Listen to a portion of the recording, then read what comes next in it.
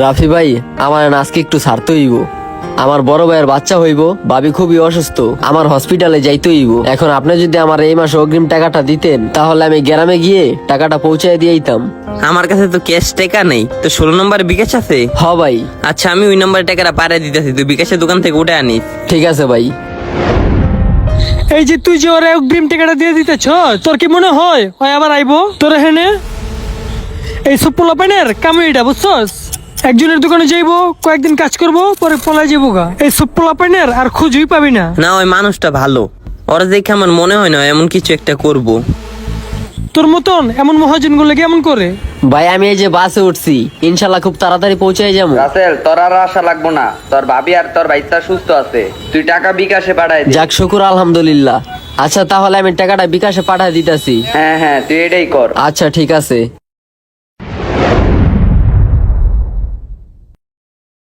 কি রাসেল, তুই গ্রামে যাস নাই? না ভাই, বাসে উঠতে লইছিলাম, এমন টাইমে ভাই ফোন দেয়া কইলো তোর গ্রামে আসা লাগবো না, তোর ভাবি এবং ভাতিজা সুস্থ আছে। হায় রে বলত, না করছে দেখে তুই গেলি না।